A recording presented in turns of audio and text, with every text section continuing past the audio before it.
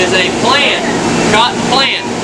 And it develops a bulb, and then this little seed will be right in the middle of the bulb, and then a lot of cotton fiber will be around the outside of it. So the cotton is harvested, obviously, to make shirts, towels, on and on and on, whatever's made. The cotton. But they have the cotton seed left over, and it's very useful in a cow's diet. Provides fiber and protein. Inside that seed, if you tore that seed apart, you'd find a good source of oil and protein. A lot of energy in here. We have ground corn, gluten feed, soy plus or amino plus in here for added protein. Distillers, which is actually a byproduct from either ethanol production or making beer and whiskey. Is that what makes it smell like that? Distillers grains. Some of the fermented smell is that. Corn silage, we have haylage that we grow out here on our fields, grass fields, we make haylage, and the dry hay comes there as well. What am I forgetting? Of course, a mineral pack, we have a milk cow mineral pack and a dry cow mineral pack for our dry cows. I showed you the citrus pulp, we have citrus pellets as well, and hominy, like for making grits for human food, is left over as hominy, and that pretty well concludes the ration formulation. Ma'am? Pedigree trout usually helps. I'm not sure what that is. Every 12 months. Our average calving interval for this farm is about 14 and a half months. About every 14 and a half months, cow has a calf. Cows are just like people, they're mammals. They don't start producing milk until they have a calf. They have to have that baby in order to start milk production. They'll usually milk for what we call 305 days. So we shoot for a 305-day average. Okay, 305 days, these cows are averaging around 23,000 pounds of milk in 305 days.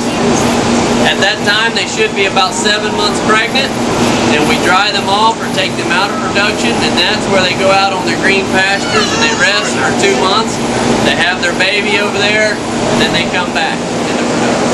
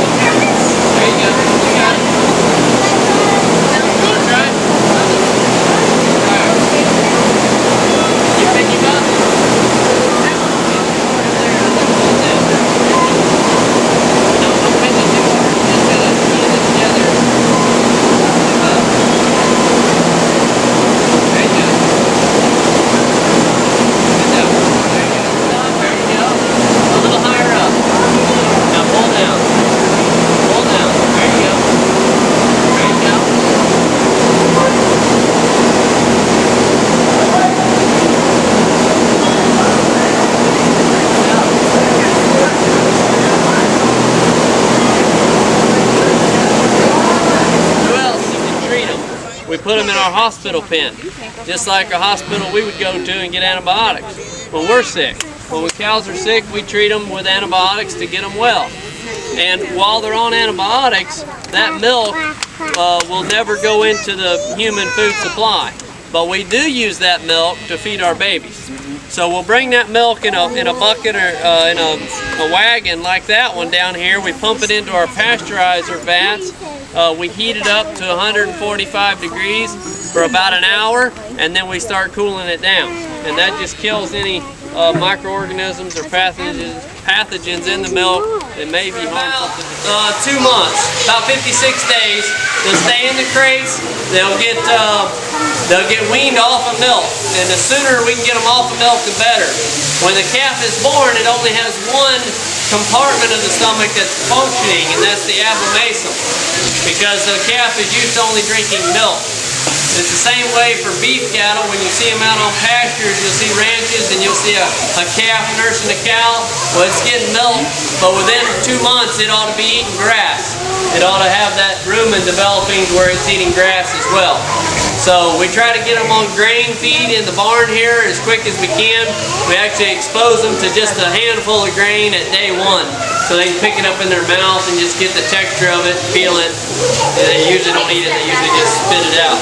But so they stay in here about 2 months. Then at age about 6 months old, they go through what we call calfhood vaccination. So they get their brucellosis vaccination.